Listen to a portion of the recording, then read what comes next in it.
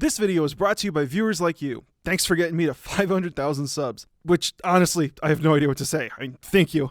I have it on record saying that I never thought I'd ever get to 100,000 subs, and that I felt like I was peaking back then. Now I'm at 500,000, and I need a paper bag to help me write my scripts. So just thank you so much. But in the time between having 0 subs and having more subscribers than the population of Malta, I've had a lot of people ask me what I look for in a film score, like what I would qualify as a quote-unquote good film score.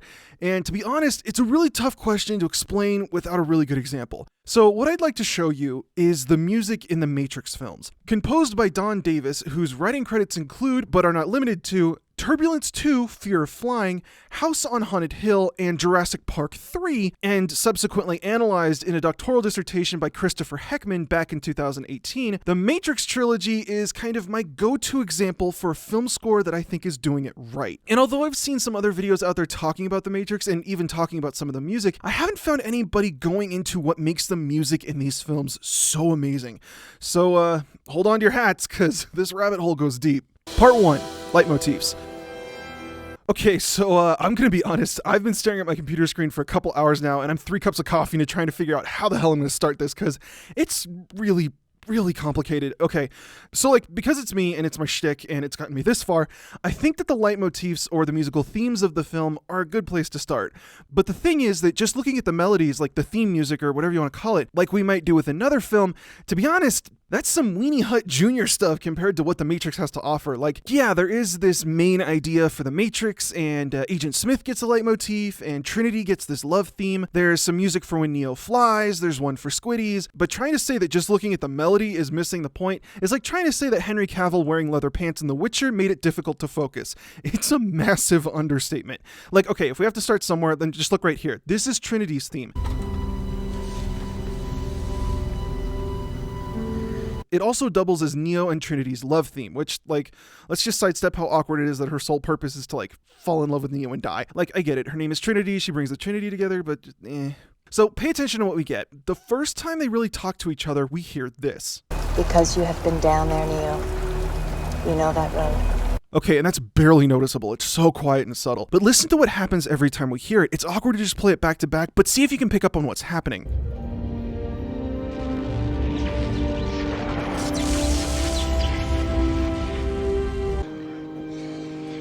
You thinking what I'm thinking? I am if you're thinking this elevator's too damn slow.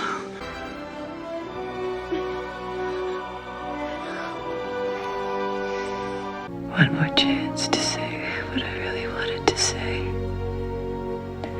With each continuous statement of the love theme, or Trinity's theme, whatever you want to call it, it grows. We get more development. We hear more of it. This climaxes during Trinity's death scene. Its final statement is when it's the most complete. This theme is something that Davis built from the very beginning to grow and develop. He purposefully left their love theme open-ended so it could grow over 3 films, just like their relationship. It isn't just some static thing, it grows over time. It's this organic, breathing thing in the world of the Matrix. Their love theme develops as their relationship develops. So that's cool, but it's barely scratching the surface. Part 2, Instrumentation. So while using instruments to represent certain characters or themes in a story isn't exactly groundbreaking, see Peter and the Wolf, it's really important to understand how Davis uses instrumentation to amplify the story. On top of utilizing all kinds of crazy instruments like bowed nylon string or styrofoam cup and a prepared piano and the aluminophone, which I didn't even know existed, along with a bunch of really out there auxiliary percussion instruments, Davis layers a lot of metallic percussion instruments on top of each other to create these intense percussive moments that emulate the lumbering, oppressive machine that has taken over the world. You're going to tell me, or you're going to die. Davis calls these punctuating percussive moments pile drivers.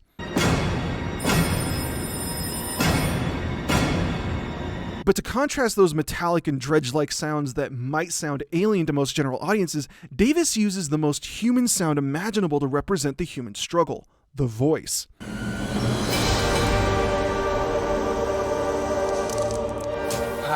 Every time you hear a voice, it's a call for humanity. It's the humans fighting back against the machine. We are grown. A really great example of this is when Neo gets unplugged from the Matrix. We hear individual voices when he sees the other pods, but we hear a massive choir when he sees the entire power plant. Those human voices serve as an instrumental leitmotif for humanity's fight throughout the entire series, which helps make the final scene of the final film that much more amazing.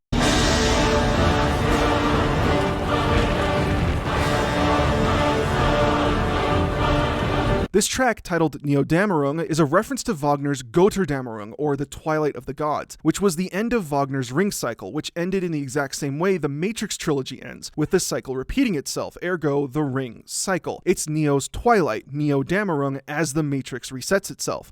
On top of that, this piece is written in Sanskrit, which, when it comes to films ending with an epic choral piece with lyrics written in Sanskrit, you kinda get the vibe that someone was listening to a lot of John Williams.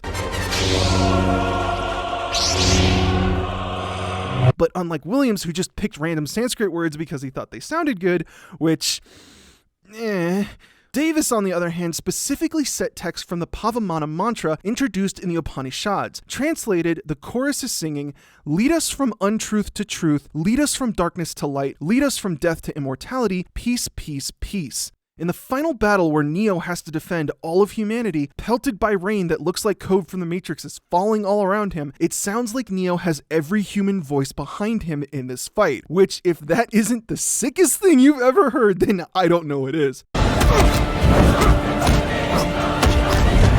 I absolutely love this piece of music, but, and I know I'm referencing the wrong film here, we need to go deeper. We aren't even close to the fun stuff. Part 3, Tonality. Okay, so here's where it's going to start to get kind of complicated if you aren't up on your music theory, so good luck, because this part really threw me for a loop when I first read it in Heckman's dissertation. If you're listening really crazy super closely, you'll notice that all the vocal lines are diatonic, while a lot of the non-vocal music tends to be chromatic.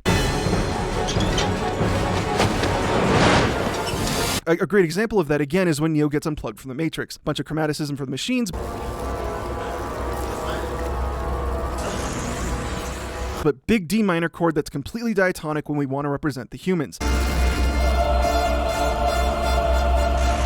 I'm not going to leave you high and dry.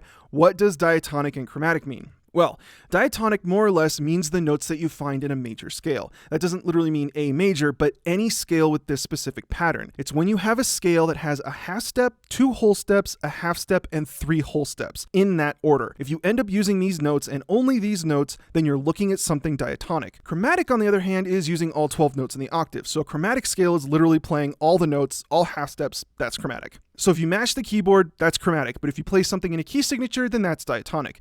Now, I can already see an army of theory nerds telling me that I'm wrong and that I'm missing certain details here and there, but the truth is that we have a lot to go through, and if you're hoping that I'm somehow going to be able to explain every single nuance of all the theory that goes into these films in a way that makes sense, then God have mercy on your soul.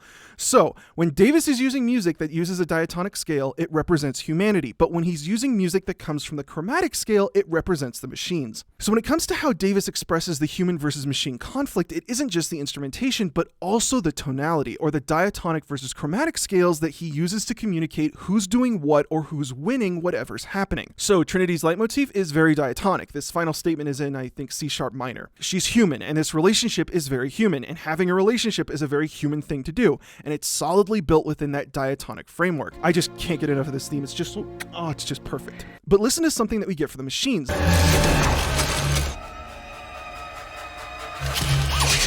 Marveled at our own magnificence as we gave birth to AI. AI.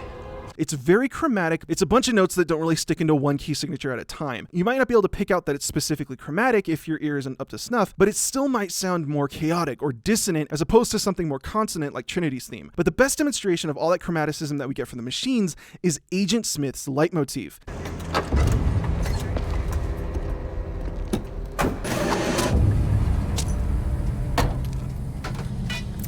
See, it uses 3 notes, all half steps apart. See, look, if these notes were like this, a half step and a whole step apart, then it could be chromatic or diatonic. But by having these 3 notes, all half steps apart, Agent Smith's leitmotif uses the smallest amount of information possible to secure itself in the chromatic scale. To be clear, Agent Smith's leitmotif is the most efficient way to communicate that he is with the machines while having no wasted information, just like a machine. A sentinel for every man, woman, and child in Zion.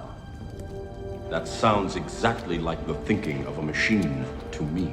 Like I said, just trying to look at the melodies here is really missing the point. So what Davis does in general is that he uses these two scales to convey what's happening in the film with these minimalist techniques and textures. So like right here when Agent Smith shoots Neo and seems to have won, Davis layers every note in the octave on top of one another, so he ends up with this giant chord with all 12 notes from the chromatic scale.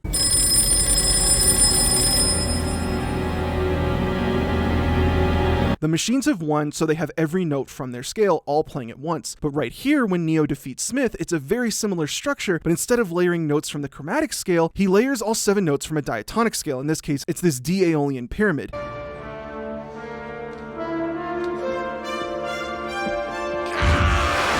Because Neo represents all of humanity, and he's the one winning the fight, so we get the complete human scale. But what that does is that it gives Davis a brand new technique for developing massive amounts of tension in the score in this really subtle and almost subconscious way. Here are 2 scenes that Heckman specifically draws attention to. Listen to what we get when the agents are interrogating Morpheus, and listen to what's happening when Trinity learns how to fly a helicopter. Things I feel saturated by it. Operator. Tank, I need a pilot program for a beat. In both of these instances, there are repeating figures that utilize major and minor seconds, or half steps and whole steps, in a way where they obfuscate whether we're in a diatonic or chromatic sonority. These repeating figures are built in a way where they sit right in between the humans and the machines. It's impossible to tell who's going to win because the music is right in the middle. Where's the line between a human and a machine when you can upload data into someone's brain? Is Morpheus the human going to resist the agents, or is he going to break down and become a part of the machine world? We don't know what's going to happen or who's going to win, and that's what the music emphasizes. But here's where things get really interesting. Part 4, polychords. So like I said, there's a specific leitmotif for the Matrix. This is the closest thing the Matrix gets to having a main theme or a main idea. For example, it plays all over the title screens. But this isn't really a theme, it's barely a motif, it's 2 chords being played on top of one another, one major, one minor. And when you play 2 chords on top of each other, it's called a polychord. Poly meaning many, a chord meaning, well, chord. If you don't know what a chord is, this video's totally got you lost. But what's so interesting about this major-minor polychord motif is that a major chord and a minor chord are always inversions of one another, which is a big deal because the Matrix has this recurring visual motif of reflections. Neo can see himself in the reflection of the window, while the rain looks like the code in the Matrix. Morpheus wears sunglasses that reflect the red and blue pills. When they start defeating agents, Trinity flies a helicopter into a mirrored skyscraper building, effectively destroying the reflection. And when Neo is pulled out of the Matrix, he literally contacts his image in a mirror. And this theme of reflection is more or less the entire discussion of the film series. What if who you thought you were, the image of yourself you see in the mirror, wasn't actually what you were? The reflection here is that there's the real version of you, and then there's the Matrix version of you, each a reflection of the other. So when we hear a major and minor chord played on top of one another, it's a musical exploration of the central theme of the film. Like, check it out. Let's use this handy dandy clock diagram. If you don't know what that is, I have a whole video on it. Go check it out. Okay, so look, this is E minor and this is C major. And when you play them on top of each other, you can see how they're symmetrical. They reflect onto one another. But the cool thing about a major and a minor chord is that any 2 chords where one is major and one is minor will always be symmetrical. So if we look at those E minor and C major chords again, Heckman explains that the main idea for the Matrix, this symmetrical polychord figure, mirrors the central theme of reflection. The chords are reflections of one another, just like Neo in the Matrix. But you ain't seen nothing yet. Part 5, polyrhythms. Polyrhythms, and when you play a bunch of different rhythms together, poly means a lot, rhythm means I'm honestly probably going to fail that class. So whenever Neo mentions that he's the one, we get this leitmotif.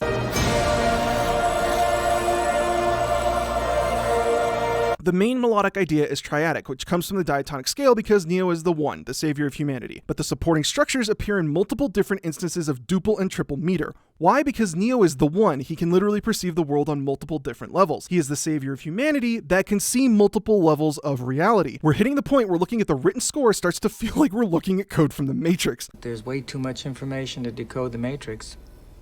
You get used to it.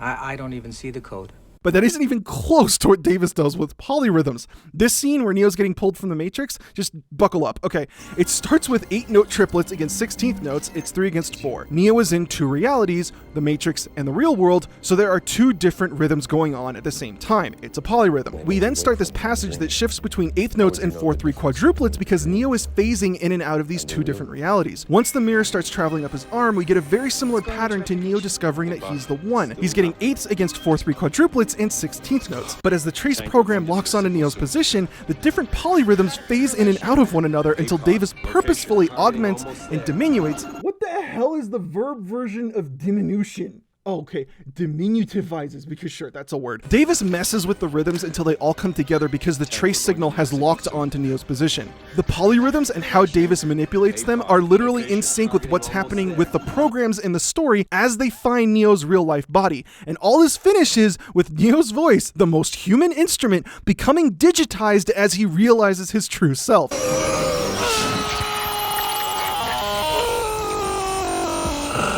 Are you having fun yet? Huh? Are you feeling it now, Mr. Krabs? Because we aren't even close to the best part yet. Part 6, 7.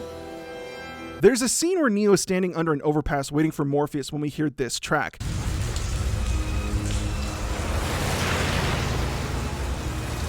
Now, I didn't confirm all this for myself, but I'm just trusting Heckman's word at this point because there have been multiple points where his dissertation has made me feel like I'm in the tunnel from Willy Wonka and the Chocolate Factory. The score to this film is just unbelievable. Honestly, I've lost faith in a lot of people now that I know that this score exists and so few people are talking about it. So while not polyrhythmic, the ostinati or repeating figures in this scene are repeating in units of 7, with each instrument or motivic cell in canon each 7 times slower than the last. Every aspect of this specific musical moment works to preserve some permutation of the number 7. But why? Because apparently, and I quote, in numerology, the number 7 resonates with the energy of seeking answers and finding truth. This is the scene where Neo's going out and searching for the truth, seeking out Morpheus so he can get answers. So, 7. It's 7. Yup. But now here's where it gets really good. Part 7, Serialism. So this is where I absolutely lost it. Okay, so that sounds like a lot of chaos, I get it. What we're hearing is a technique called serialism. So the idea with serialism is that you have to play every single note in the octave before you can repeat any note. No single note gets any emphasis whatsoever, which is exactly what Arnold Schoenberg, the creator of 12-tone technique, intended. He called this technique the emancipation of dissonance. When every single note has equal usage and emphasis, there is no consonance or dissonance. It's the musical equivalent of syndrome. And when everyone's super, no one will be. So the thing is that with serialism, the artistry and technique comes from how you utilize these patterns of notes or tone rows. If I have this tone row, I could play it upside down, which is called inversion. I could play it backwards, which is called retrograde, or I can play it backwards and upside down, which is called retrograde inversion. And each of these transformations can be transposed, which means I can move it up or down a certain number of notes. And so we represent these transformations with a P for prime, or the original tone row, I for inversion, R for retrograde, and RI for retrograde inversion. Then we put a little number next to it to show the transposition, or how many notes away from the original our new row has moved. So I could play my tone row upside down and backwards, 5 semitones above where it started, and we call that RI5. If you're lost, then good, it means you're human. This is as advanced as music theory gets before you start talking about set theory, Schenkerian analysis, and just straight up inventing your own tuning systems. But when you have all these permutations of a tone row, you can arrange them in this 12 by 12 grid that outlines everything that's going on. And we call this 12 by 12 grid that arranges all of our tone rows a matrix. And this pun is not beyond Heckman, who not only explains the pun, but also worked out the matrix for the Matrix. So this is what Davis used for the first film, and believe it or not, that's not the most impressive part about all this. So Heckman's dissertation only covers the first film. But in looking up what people had to say about The Matrix, I found this video by Wisecrack talking about why Reloaded, the second film, sucked. And it's really great, go check it out, because I can't cover all of what they go into right here. But the central thrust of it was that the first film was really good because it presented all of these philosophical ideas in a monomyth form. It's the hero's journey. Luke Skywalker, Spider-Man, Simba, Frodo, you get it. That stuff's been on the internet for years now. But that means that with Jesus' powers, the second film ends up sucking because there's nowhere for Neo to go. So the way that they sidestep all that is by saying that Neo becoming the One and getting all the powers of the One is predetermined by the Matrix, because it's a part of how the Matrix resets itself. In short, Wisecrack goes into how this film is all about determinism, a philosophical idea that states that there really isn't any kind of free will. If you know what's happened in the past, you'll know what happens in the future. Determinism loosely believes that through cause and effect, every moment in the future is dictated by a moment in the past. Think of it like watching dominoes fall. If you know which domino falls first, you can be certain which one falls next, and on and on and on until the end. If you know where you are and what has happened in the past, then you'll know what's going to happen in the future. And this is how they justify a computer program being able to effectively predict the future. The Oracle can't actually see into the future, she just knows what's already happened and can therefore predict what's going to happen. She just connects the dots faster than anyone else. Her existence is proof of deterministic ideals. Once you set a series of events in motion, there's no stopping it, and so long as you pay attention, you'll know what's going to happen, which is exactly exactly what happens in serialist compositions.